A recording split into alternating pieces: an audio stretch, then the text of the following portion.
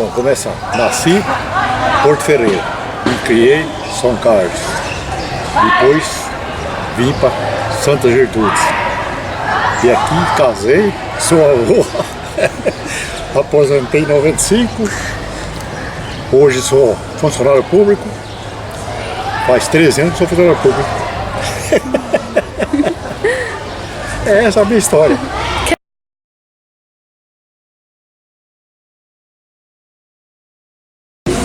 Santa Gertrudes, a cidade de Santa Gertrudes, ela teve início com a fazenda Santa Gertrudes, né? Porque tudo começou com a fazenda de café, na época da década de 1850, por aí, e foi até a fazenda, teve uma parte áurea da fazenda, foi até a crise do café, e foi por volta de 1900, né, a crise do café, né? Aí a fazenda já começou. E a cidade acabou surgindo, por quê? Porque com a vinda da ferrovia.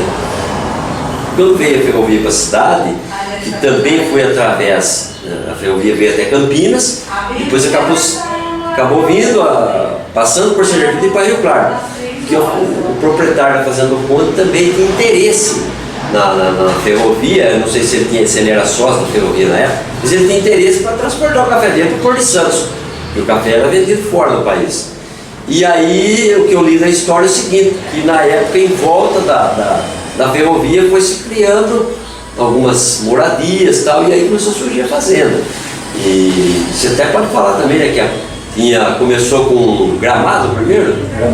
Gramado. Segundo também os historiadores, por que Gramado?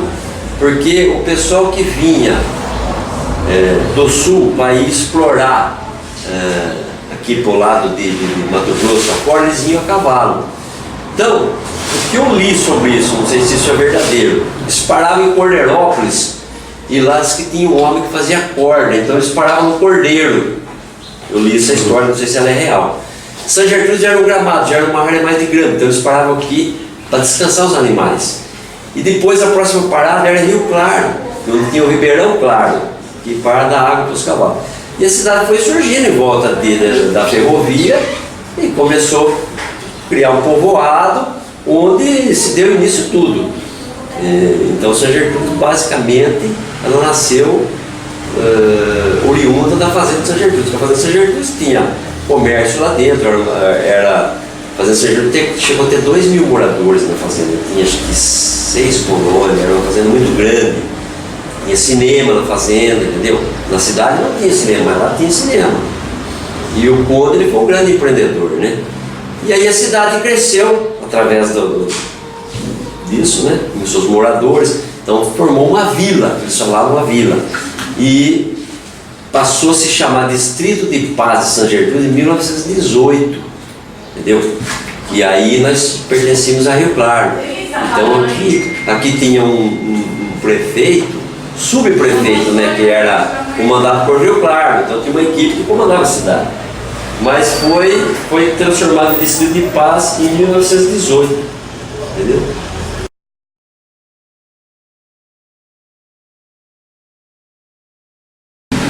Fim da subordinação, enfim, a liberdade. Por volta dos anos 40, começou a brotar no íntimo das pessoas que habitam o então distrito de Santa Gertrudes o ideal da liberdade. A partir do mês de junho de 48, iniciava-se de fato o desejo do nosso fim, a subordinação, uma vez que éramos governados por Rio Claro, através de um subprefeito indicado pelo prefeito daquela cidade, na época o senhor Pires Joly. Houveram alguns desentendimentos entre a nossa população e a maneira de como estávamos sendo administrados, sendo que alguns senhores, nada menos que uns 80, resolveram enviar um telegrama ao presidente da Câmara Municipal de Rio Claro, dizendo do descontentamento dos moradores da cidade, tendo ainda recebido o apoio da imprensa escrita rio-clarense, o que contribuiu e muito para a nossa autonomia. Este telegrama data de 8 de junho de 48 e tem como fonte o Jornal Diário do Rio Claro, de número 17.906, de 9 de junho de 48. Com toda a pressão sofrida, os mandatários rio-clarenses, juntamente com o judiciário, acharam por bem realizar um plebiscito para se saber se a população gertrudense desejava ou não a sua autonomia político-administrativa. Foi então realizado o famoso plebiscito do sim ou do não. Os eleitores que queriam a nossa liberdade votariam sim. Os que não queriam a nossa autonomia, continuando sob o jugo de Rio Claro, votariam não. Realizando o plebiscito a 17 de outubro de 48, para gáudio da população, o mesmo apresentou esmagadora vitória do sim, com nada menos de 92,56 votos. Os eleitores, vendo assim as amarras arrebentadas, abrindo seu caminho para que nos tornássemos um município livre e soberano. E isto logo aconteceu, pois a 24 de dezembro de 48 houve a sanção através da lei estadual de número 233, criando o município de Santa Gertrudes para a grande felicidade da população. Era tudo o que queríamos, ou seja, caminharmos com nossas próprias pernas, pois nós nos achávamos capazes de levar avante o nosso município e, como podemos ver nos dias atuais, tínhamos e temos competência, uma vez que Santa Gertrudes tornou-se o maior polo cerâmico conhecido nacional e até internacionalmente. No primeiro dia de janeiro do ano de 49, aconteceu a solenidade da instalação do novo município de Santa Gertrudes, com muita festividade e o povo saindo às ruas em regozijo ao grande acontecimento. A primeira eleição para os cargos de prefeito e vereadores foi realizada 13 de março de 49, sendo escolhido, através da votação, o senhor Oscar Rafael da Rocha, primeiro prefeito da nova cidade, juntamente com 13 vereadores, os quais governaram até o ano 1952. A sessão de instalação da Câmara Municipal, posse do senhor prefeito e dos senhores vereadores, aconteceu no dia 6 de abril de 49, conforme vive o ata número 1 de nossa Câmara Municipal. Observação: na primeira legislatura não houve eleição para vice-prefeito. Aos que não conheciam a história da formação do nosso município, esperamos nesta curta narrativa tê-los agradado e que junto continuemos dando o melhor de nós, elevando cada vez mais o nome deste querido pedaço de chão brasileiro que se chama Santa Gertrudes. José Figueiredo. E o que aconteceu? Aí foi crescendo o povoado, né? A cidade cresceu, iniciou-se um processo cerâmico na cidade, né? Santa Gertrudes começou com um processo de cerâmica, que na verdade não era cerâmica, era olaria. Olaria era a fábrica de telha. E por muitos anos, que é Itaí sabe disso, Santa Gertrudes foi a capital nacional da telha. Santa Gertrudes era a capital da telha. Isso, durante muitos anos aconteceu isso. Com o passar do tempo, as olarias foram crescendo, se transformaram em cerâmica e parou-se a fabricação de piso, de telha, e começou a partir para o piso cerâmico. Hoje Santa Gertrudes está entre os maiores produtores de piso do país, das Américas, né? Porque acho que é o segundo no mundo, que é o maior produtor de piso hoje é a China. Mas Santa Gertrudes está entre os maiores produtores de piso da região, né? Que engloba Santa Gertrudes, Coreirópolis, até Araras, tem cerâmica lá. E assim a cidade expandiu, cresceu, né? Mas ficou muito tempo a cidade assim parada, porque ela não tinha uma industrialização como tem hoje, né? Então ela cresceu lá. E em volta também aqui da fazenda de Santa Gertrudes tinha o Aras Faxina. Inclusive eu morei na fazenda durante 20 anos, né?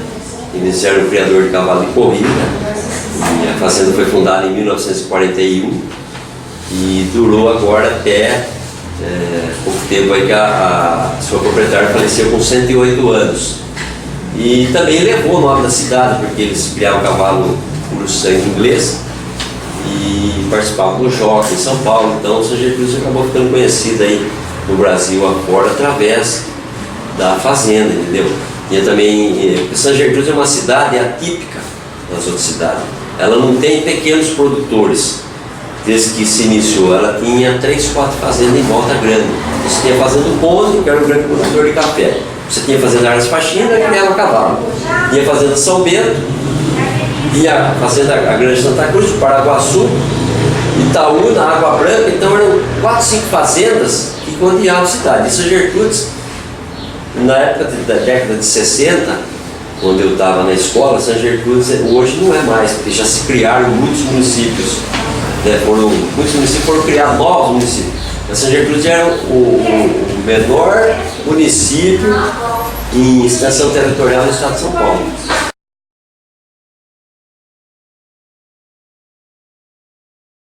Eu podia falar também depois eu quero falar, do serviço de comunicação de São Gertrudes. Né? São Gertrudes, por muitos anos, teve o serviço de alto-falante, não sei se já falaram para vocês, que foi criado pelo padre Alfredo, né? Foi criado na casa paroquial, e na época o seu Roque Arthur já era o locutor oficial. E depois, em 1957, o seu Roque comprou o serviço de alto-falante e funcionou por mais de 50 anos na cidade, né? Acho que parou faz uns, aí perto de 78, cara. 78, não, 78 foi o cinema. O cinema. Você está falando do rock? O serviço de alto-falante foi muito tempo. E o que acontecia? Ele tinha alguns micro, por exemplo, ele tinha o serviço lá e os fones ficavam, por exemplo, aqui na Praça Carlos Quinelli, tinha um fone em cima de uma árvore. Lá do lado de São Joaquim tinha uma caixa d'água. E aqui para cima no bairro também tinha outros alto-falantes. Inclusive o bairro se chama Jardim. Como que chama ali o bairro? Aqui, graças a Deus. E tem Maria Lígia. Então, são 3 bairros. Maurício e... Jardim Maurício, Maria Lígia. E o que acontece? Só que o bairro é conhecido por graças a Deus. Então aí você pergunta, mas por que o bairro é conhecido por graças a Deus? O pessoal morava no sítio e veio para a cidade e começou a construir casa. Aí o cara falava assim, graças a Deus terminei minha casa. O bairro ficou até hoje. Falei assim, onde você mora? Eu moro graças a Deus. É uma história meio maluca, né? Mas é uma história real. E o seu Roque, o que ele fazia no serviço de alto-falante? Ele abria às 5 e pouco da tarde, falava a Ave Maria das 6 horas, durante a semana, e de sábado ia até às 9, onde os moços e as moças ficavam na praça e ofereciam música para o outro. E ele abria, assim, em exceção dele abrir quando morria uma pessoa. Então, por exemplo, falecia uma pessoa na cidade, ele ia lá, abria o serviço de alto-falante, colocava o serviço no ar, para anunciar a morte daquela pessoa. Entendeu? E isso foi por mais de 50 anos o meio de comunicação que a cidade tinha, porque não tinha rádio, não tinha televisão, não tinha nada, era o serviço de alto-falante, que inclusive até eu tenho um recorde de jornal, o jornal Estado de São Paulo, a Folha Estado de São Paulo fez uma reportagem com ele uma vez. Essas são as histórias que a gente escuta por aí, né?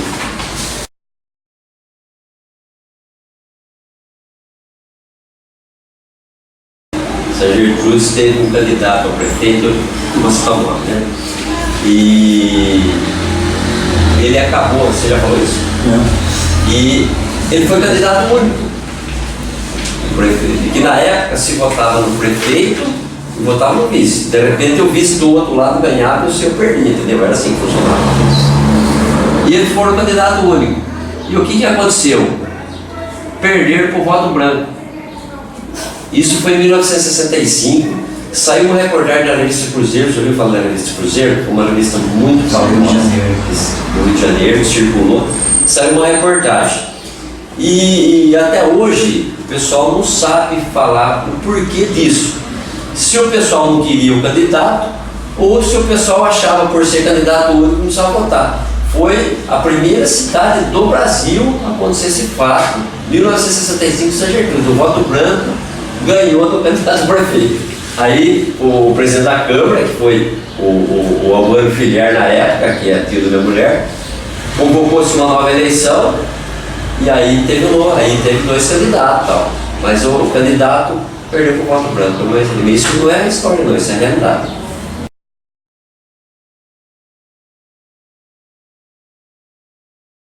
Voltando a falar do serviço de alto-falante, então como que a cidade funcionava? O pessoal vinha para a praça, né? Mas antes eles desciam para a estação, fazer o footing, que ele falava, né?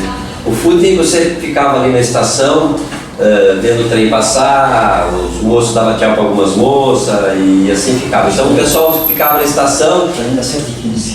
Trem da 715 vinha de Rio Claro, que ia para São Paulo, o pessoal esperava o trem ali. Aí passava o trem, os moços subiam para a praça, a rua era fechada e as moças ficavam andando. As moças ficavam andando em volta assim da praça e os homens ficavam parados. Ficavam nos lados, né? Nos lados, parados, vendo as moças passar, entendeu? E, geralmente as moças andavam de mão dada uma com a outra, né? Andavam junto. E o senhor Vidal Falante, ele acabou fazendo que aconteceram vários casamentos até, porque às vezes a pessoa estava ali, ia no senhor Vidal Falante, pagava lá acho que R$2 na época. Olha, eu vou oferecer para a moça de blusa vermelha, por exemplo, a música do Roberto Carlos. E quem ofereceu a música vermelha? O cara de camisa verde, entendeu? Então era mais ou menos assim que funcionava a situação da época, na década de 70, por aí, 70 e pouco, começou nos anos 50, depois já começou a ter grandes mudanças, né?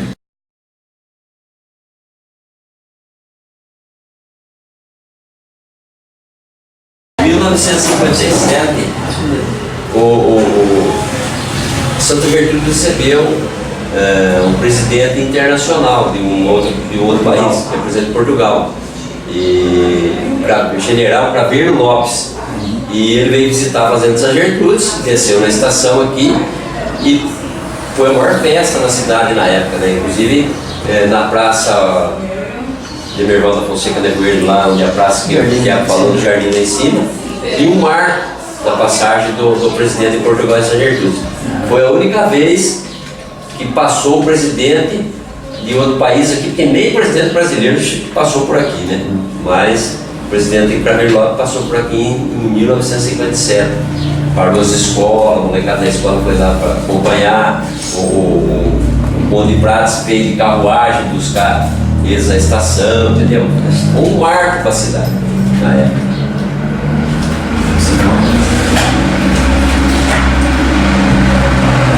Tem, se você quiser pegar,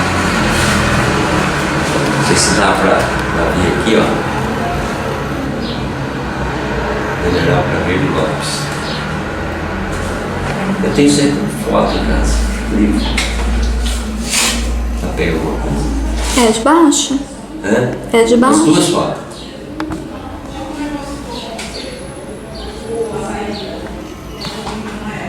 Tem uma história interessante. Seu pai. É meu avô.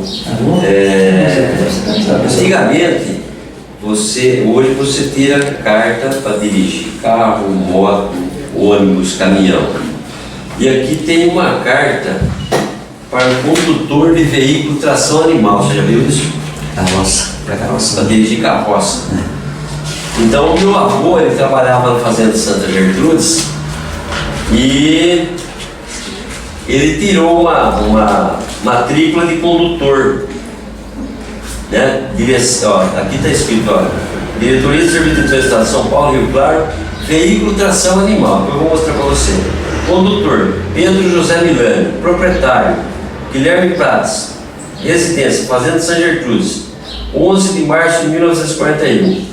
Assinado pelo delegado. Facsimile da matrícula do segundo condutor de veículo tração animal. Aqui está uma carta para dirigir carroça. Tração. Isso é a raridade, hein? É. Pegou? Então você vê que é um negócio bem interessante. O ministro Benigno, uma pequena poesia, pode ser. Pode falar. Santa Gertrudes, 50 anos. Poema do José Guilherme, 16 de agosto de 1998. Santa Gertrudes, nossa querida cidade, aqui vivemos e aqui muito já vivi. Toda a minha infância e mocidade, e meus amigos, como é bom viver aqui. Santa Gertrudes, meu coro afirmado, templo dos muitos e belos cafezais, hoje estou a gente sempre de bom grado, hoje meiga e bela, tu és as demais. Santa Gertrudes, maravilhosa, linda, teu progresso e tua transformação infinda. Pois para tal foi necessário muito hoje, pois é com trabalho que a cidade muda. Santa Gertrudes, terra abençoada por Deus, quão felizes estão hoje os filhos teus. Esse belo cinquentenário que é teu, mas que também é nosso e que também é meu. A sexagenária Santa Gertrudes, 1948/2008, por José Filier, que é moradores sempre de boa amizade, pessoas de bem ordeira realista, tratando os visitantes com receptividade, quase que como um amor à primeira vista. Santa Gertrudes, conhecida até no estrangeiro, somos pequena parte do nosso querido Brasil. Aqui vive o paulista alagoano mineiro e o nosso céu ainda é azul. Santa Gertrudes, nossa nativa cidade. O trabalho aqui corre a mil, pois mesmo de tenra idade é de grande importância para o Brasil.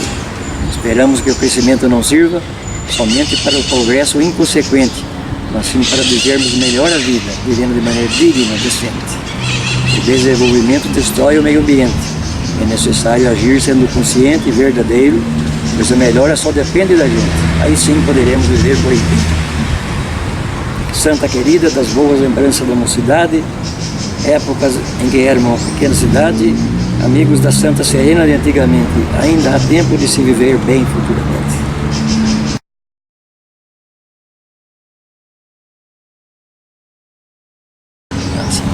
O bom humor espalha mais felicidade que todas as riquezas do mundo.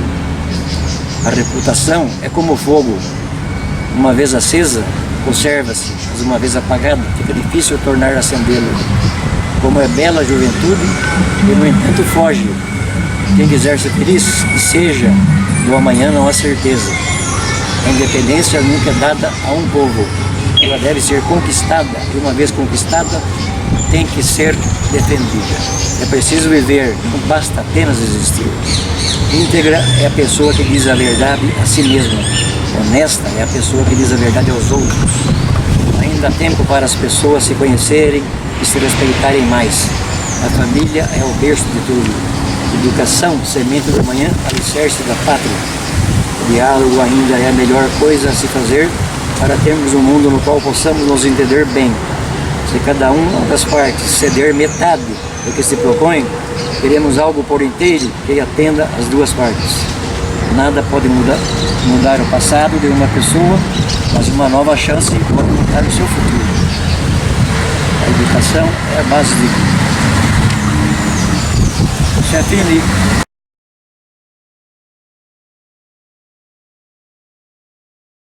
Não, meu caso, que nem eu já contei, primeira, que eu e meu irmão e mais um rapaz que morava com ele, nós fomos pescar nesse rio Coronabataí. Quando nós passamos a primeira ponte ali, nós paramos a caminhonete, esse hominho passou por nós ali a cavalo, de poncho, chapeuzinho preto, e nós passamos ele, fomos embora. Nós fomos no outro rio de lá que fica perto de Iracemápolis, não, perto de Ipeúna, fica esse rio. Então, aí nós paramos, tiramos as traias do caminhonete para pescar, tudo. Esse é o troféu. Chovendo tava. Aí esse homem passou por nós ali, não levou 10 minutos, ele estava passando nós ali. Como é que esse homem andou tanto assim para passar nós? Tem um caminhonete corre. Bom, para estar de terra meio ruim, dentro de 80 por hora corre a caminhonete. E ele chegou na outra ponta, ele passou nós lá. O mesmo homem, do mesmo jeitinho, chapéuzinho, a minha dobrada na frente, com aquele poncho. Aí eu não assim, vamos perguntar para ele alguma coisa? Não pergunta não. Talvez ele está armado para estar tirando um de nós. Esse caso foi assim.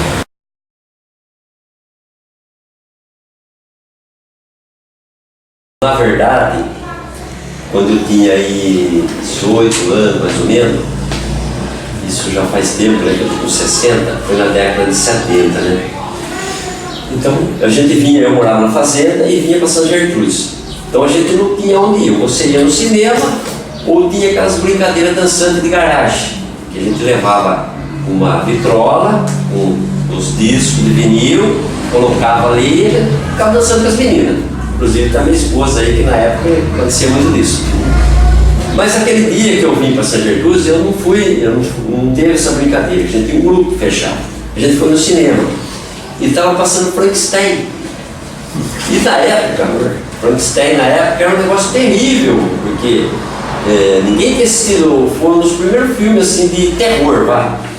Então o que acontecia? Parecia uma mão sozinha andando, umas coisas que a molecada ficava louca. E eu fui assistir aquele filme e fiquei horrorizado. Só que eu morava no sítio. Quando eu saí do cinema para ir embora, o que aconteceu? Eu não achei mais ninguém, fiquei sozinho. E tinha que ir embora fazendo no escuro. Aí eu fui embora. E tinha um eucalipto para atravessar, que tinha, não era um caminho, era um trio que tinha no meio, que você ia andando no meio do eucalipto. E eu entrei no meio do eucalipto, fiz o nome do meu pai, né? Falei, seja o que Deus quiser, mas eu estava com o cabelo em pé já. E a hora que eu entrei no meio do eucalipto assim, eu comecei a andar e escutei os passos. Eu parei, o passo parou. Eu dei mais 3 passos, continuei andando passo. Falei, meu Deus do céu, né? Agora eu tô perdido aqui. No que eu me deparei era um cavalo, à noite, no escuro. Eu andava, ele assustava comigo e ele andava. A hora que eu saí desse cavalo, minha filha, eu acho que eu levantei voo. Eu saí que nem uma bala para casa, quase derrubei a porta do meu pai para dentro de casa, de medo. Eu já tinha muito medo.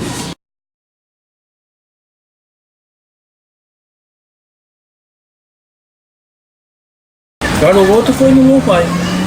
Quando nós estávamos no quarto, nós estávamos fazendo uma chaminé, aí no Tivascu. E aí, eu estava numa cama que fazia assim, a do meu pai que fazia assim. Então esse homem estava sentado na cama do meu pai. Aí eu peguei, vi meu pai, eu achei que era meu pai que estava sentado. Eu peguei, levantei, pus a roupa de serviço, calcei o sapatão, tudo. Quando eu acabei de passar o sapatão, meu pai falou, Orlando, que hora que são agora?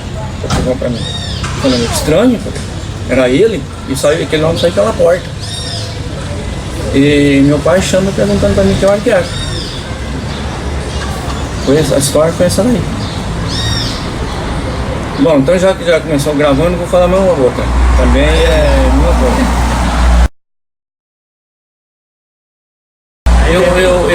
Eu de manhã, acho que isso aí foi um sonho. Que eu falei assim, acordei, eu no sonho falei assim, eu vou dar uma volta em Mogi Guaçu, onde eu trabalhei com meu pai lá, né? Cheguei lá, vi ferramenta com chão de pedreiro, vi plumo, vi colher, vi martelo, vi isso, aquilo. De repente uma coisa assim nas minhas costas, olhando minhas costas assim. Eu olhei era meu pai. Eu falei assim pra ele, escuta pai, a mãe sabe que o senhor está por aqui? Ele não respondeu nada pra mim. Daí nesse momento eu acordei. Eu não sonho agora. Ele foi no sonho.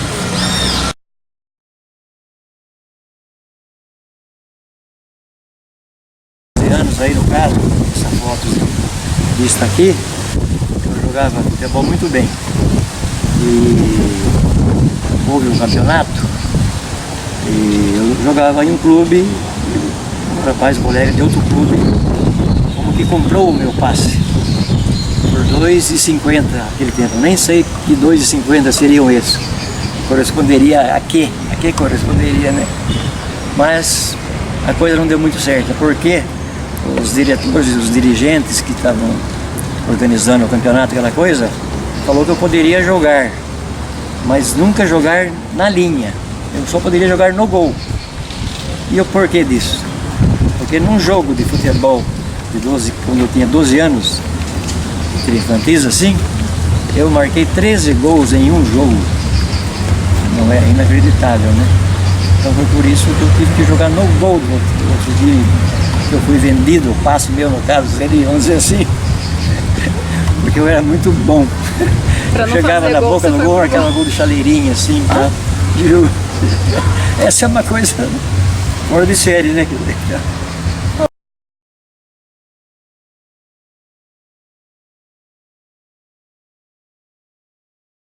Futebol também, na época que não tinha o que se fazer, até as mulheres participavam, né? Tem uma foto aqui das mulheres, elas eram muito ativas no futebol, né? A mulher tinha uma participação como torcedora mais ativa, talvez até que hoje, porque não tinha o que acontece. O futebol, você não tinha televisão, você tinha um rádio só na sua casa, e não tinha clube, não tinha restaurante, não tinha baile, não existia nada disso. Então o que o pessoal ia? Tinha um jogo, o pessoal ia no jogo. e iniciou através da Fazenda São Gertrudes, também foi iniciado o futebol em São Gertrudes.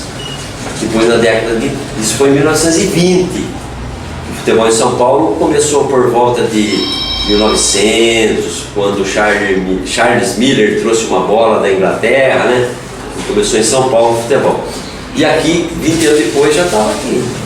Aí depois iniciou o futebol com o São Gertrudes na década de 30. Depois, na década de 40, veio o Flamengo. Depois do Flamengo veio o 15, veio o União. E assim sucessivamente foram vindo os clubes, né? Depois, aí com a entrada da televisão, começou a haver assim uma desistência de pessoas ir para o campo de futebol. Como você pode ver hoje, você vê em grandes, vocês moram em Arara, você vê em grandes estádios. Mas se você pegar, por exemplo, São Gertrudes hoje, ninguém vai assistir uma partida de futebol no campo. Porque você tem a televisão, você tem jogo ao vivo, você tem uma série de coisas, você tem outras atividades, você tem restaurante, você tem praça. E naquela época a gente não tinha nada disso. Por isso que o futebol acabou se tornando o que locomoveu o país por muito tempo, né? Não só em São Gertrudes, como qualquer cidade aí na década de 30, 40, até os anos 70. E a televisão começou no Brasil acho que em 55, se não me engano. Então, foi por aí o negócio, entendeu? Então, aqui, ó, você pode ver aqui que esse aqui é o primeiro registro do time de futebol em São Gertrudes, 1920.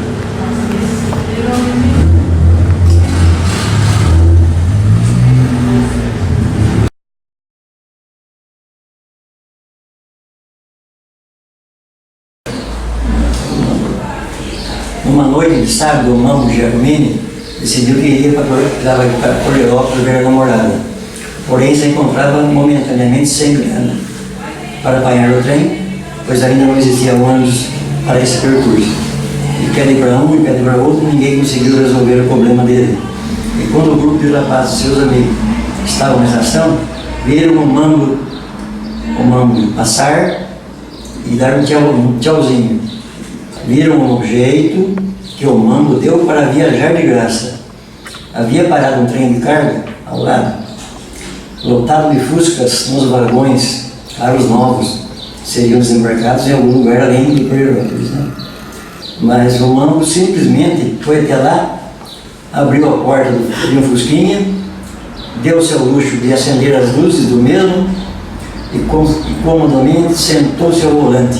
Quando o trem partiu, vimos o Mamo passar, nos dando tchauzinho e lendo o jornal dentro de um Fusca branco e sendo levado até o seu destino. Tem uma história também legal aqui.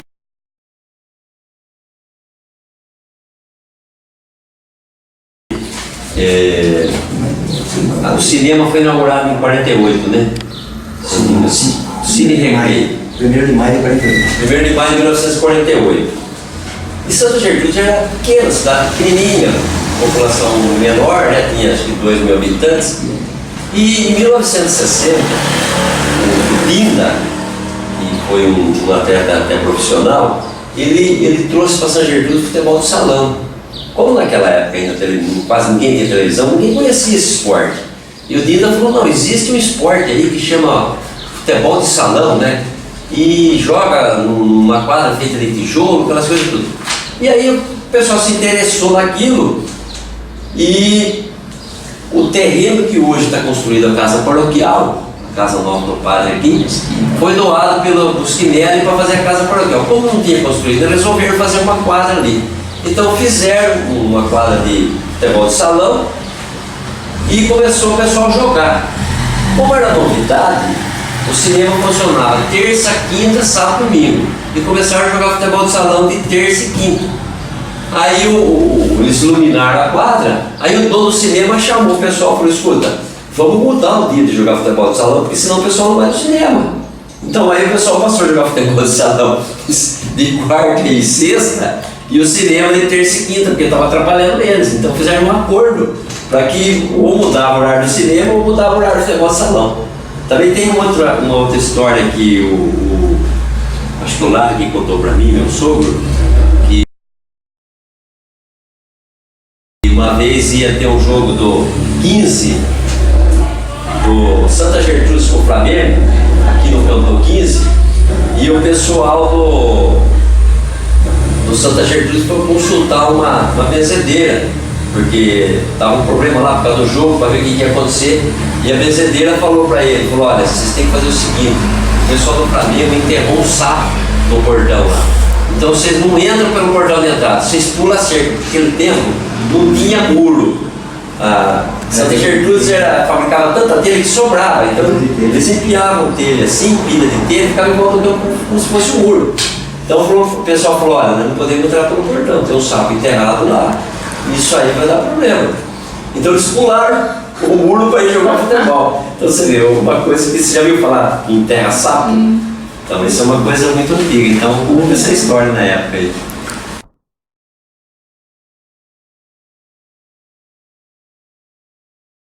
O benzedor ajuda na vitória.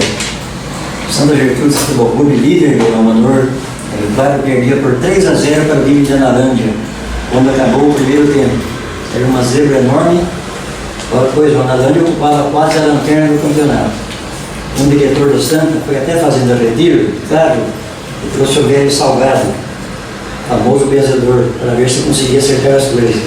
O velho chegou e postou-se atrás do goleiro de Analândia e começou as suas orações. Em apenas 45 minutos, o Santa conseguiu reverter o quadro e marcou nada menos que 6 gols. O resultado, Santa Gertrudes 6, Analândia 3. Como explicar?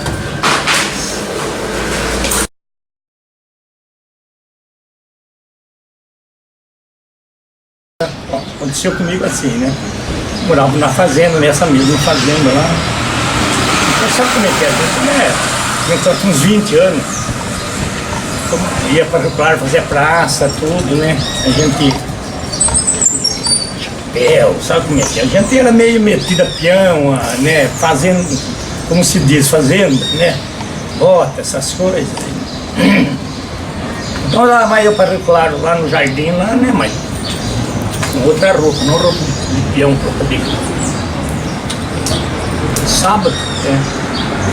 E comecei a conversar com a menina lá, uma moça bonita, muito bonita, né? E comecei a namorar ela, entende? Mas namorava ela só no jardim ali.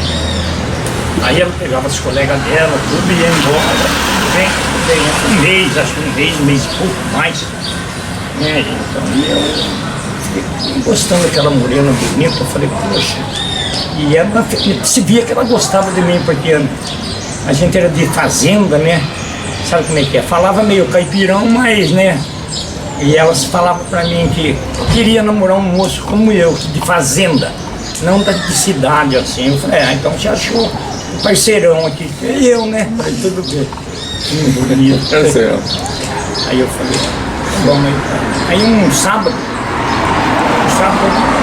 se encontrou no jardim, conversa vai, conversa vem, ela falou assim pra mim, olha, no outro sábado você vem, que a gente vai conhecer minha família, mais minhas colegas, minha filha, meus filhos, mais parentes, não sei o que tem e tal e tal. Eu falei assim, vai venho mais. Mas não, vai do quê? Por que nós vamos? Ela falou, mas o que você tem? Você não tem carro, você não tem nada? Eu falei, eu não tenho carro, nada, eu não tenho carro. Eu tenho cavalo, charrete, tudo. Tem bastante lá no sítio, lá, mas carro eu não tenho. Meu pai ainda não comprou carro para mim, nem a dona da fazenda lá não comprou, não tenho carro. E ela falou assim para mim, olha, se a minha mãe souber que você não tem nada, minha mãe toca você de lá, viu? Eu falei, então, mas eu não vou então mesmo, se a sua mãe toca você de lá. Minha mãe não gosta que eu namoro pé, como é que ela falou? Pé peolhento, pé rapado. Eu falei, se sua mãe não quer que ela é rica, então não namora mais, eu sou peolhento, pé rapado, eu vou embora da minha casa, boa. Né? Falei, não vamos namorar não, falei. Terminou. Então fui embora. Aí eu era muito querido da patroa lá na fazenda, lá nos patrões. Aí então a patroa falou assim, Mário, eu vou comprar um carro para você, porque lá eles tinham uma filha mental, filho e ela. Então eu vou comprar um carro para você, quando eu precisar, no carro, então você está disponível. Você leva eu, você leva a moça e vai ficar esse carro para você, hein? Esse carro à sua disposição. Você... Tá bom, então. Aí um belo dia eu peguei, na segunda-feira, terça, não sei se o carro claro, que agora eu vou comprar as camisas bonitas e tal, né? Eu falei, estou de carro, né? Carrão, falei, sei, né? Aí fui lá. Aí estacionei o carro numa loja lá que abriu lá, né? Mas eu lá não sabia de nada, eu era simples, né? Tomei o carro lá, tudo lá, e depois aí veio duas, três mocinhas na porta da loja, né? Quando eu olhei assim, ai, quem tá aqui? Você, Mário Fred. Aí eu mesmo falei, mas o que vocês estão fazendo aqui? Eu falei, não, nós estamos trabalhando aqui. Nós trabalhamos aqui, né, Mário? Ela falou, ai, você não sabe da última. Aquela namorada sua, Elisa, não sei lá como é que ela chama lá, ela tá trabalhando aí também. Eu falei, não, pelo amor de Deus, não fala nada pra ela, não, que ela tocou e eu de lá do jardim, que ela não quer nada comigo, então eu não quero nada com ela não, falei, né? Ela falou, não vou falar nada, nem mentira, uma foi lá e falou pra ela, né? E aí ela quis vir, ela foi lá pra ver eu, né? Aí a outra moça falou, não quer nem ver você na frente dos olhos, né? Falou, do jeito que você falou pra ele, você tocou ele, né? Aí ela contou a história também, né? Ela falou, ela era uma moça rica. Ela falou, mas depois no fim a mãe se separaram do pai. Aí tudo, agora eles estão pagando aluguel. Eu falei, então, agora eu tenho meu carro, e a patroa deu o carro pra mim, e eu tenho, e agora não tem nada antes. Agora se ela quiser, ela quer andar a pé também, então andar de carro assim, que nem eu tenho lá. Aí eu falei, as partes veio pra mim, flertar com ela, e eu falei, não gosto mais, né? Aí segui minha vida lá na fazenda lá.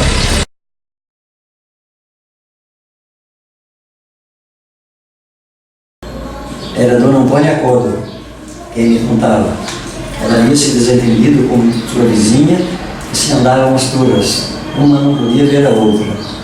Em certa ocasião, ela foi à padaria e viu lá uma aglomeração. Parou, viu sua inimiga sofrer um desmaio sendo socorrida por outras pessoas. Foi aí que a Dona Antônia se vingou. Chegou perto e deu várias bofetadas para simular que era para acordar a mulher. Mas na verdade estava se vingando e contava-me isso com imenso júbilo. Estava realizado.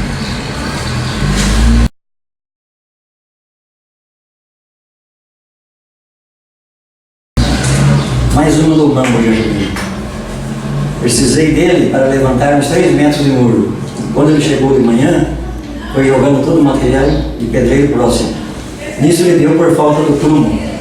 Havia deixado em casa. Saí para trabalhar. Quando eu voltei mais tarde, vi a solução que o mambo tinha dado. Tirou um chuchu do pé do vizinho, espetou nele um prego e amarrou no prego um barbante e usou como um prumo. E não é que o muro ficou retinho.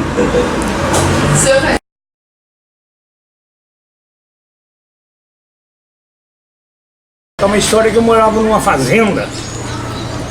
Eu morei 35 anos numa fazenda, entende? E eu tenho bastante amizade com uma empregada doméstica lá, entende?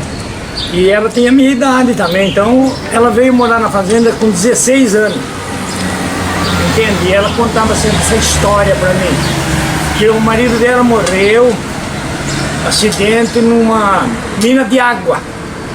Ela casou e foram tomar, assim, uns 15, 20 dias de casado, foram tomar água na mina.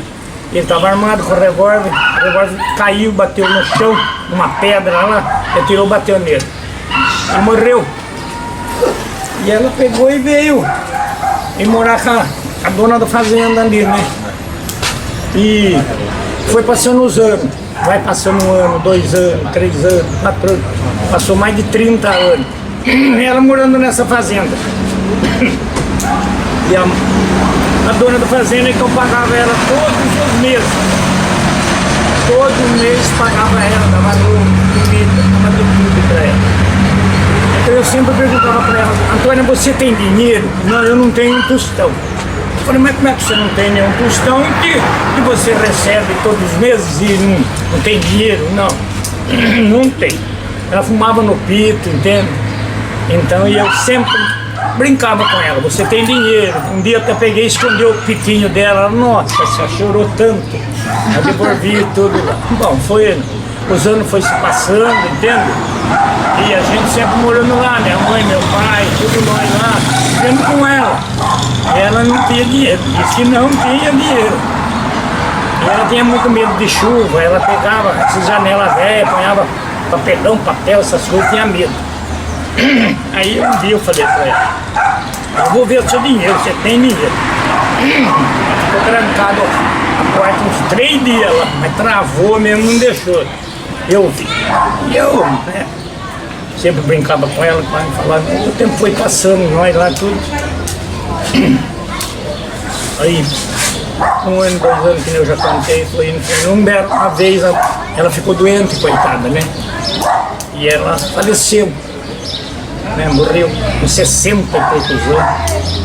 Aí então meu pai, minha mãe, o patrão, tudo falou, então vocês vão lá, vocês vão limpar o quarto dela, né? E a roupa que ela tem lá para dar embora, tudo.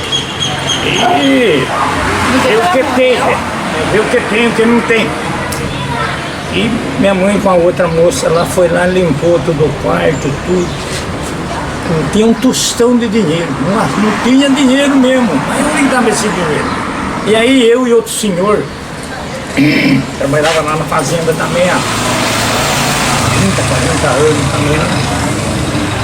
Então minha mãe pegou e jogou 2, 3 sacos de lá, que ela fumava também, né? Cigarro de paia ela enliava, a paia fumava, fumo, né? E jogou lá 2, 3 sacos lá e eu louco pra ver se tinha dinheiro, né? Falei, eu vou ficar rico aqui.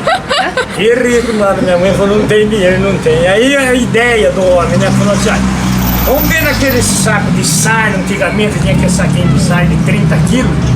Vamos ver naquele saquinho, aqueles 3 saquinhos lá, que é travesseiro dela. Menino do céu, olha. Um era paia mesmo, mas o outro dinheiro, tudo enliado.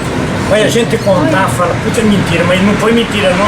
Eu não sou mentiroso, eu gosto de falar o que é certo. Você tá aí também, né, Zé? Zé tá aí a prova, ele morou lá. Olha, fiquemos bobos. O senhor conheceu ela? Conheceu, ô coitado.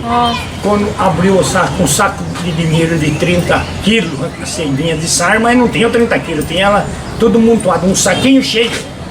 Olha, menina do céu, falei eu com o homem lá, nós estamos bilionários aqui, né?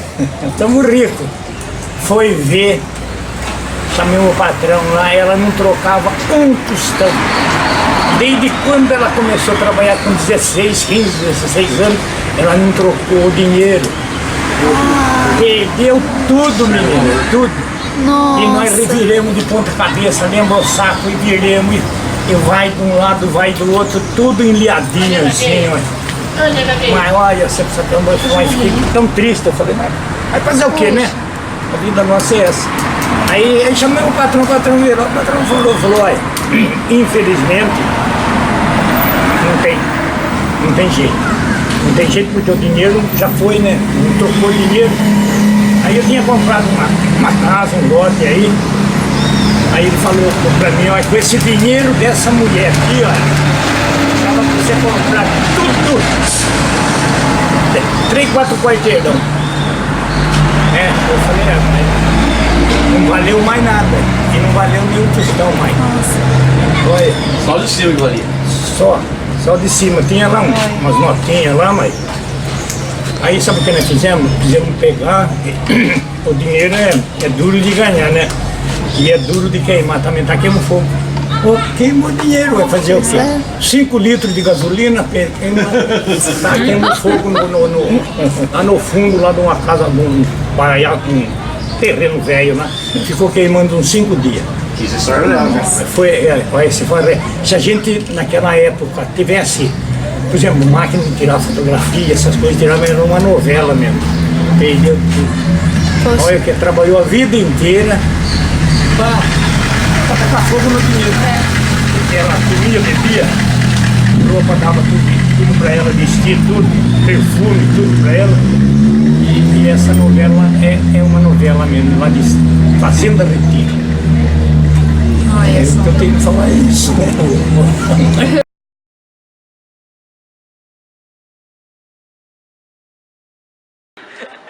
Vai, Rafa, que história você ia compartilhar com a gente?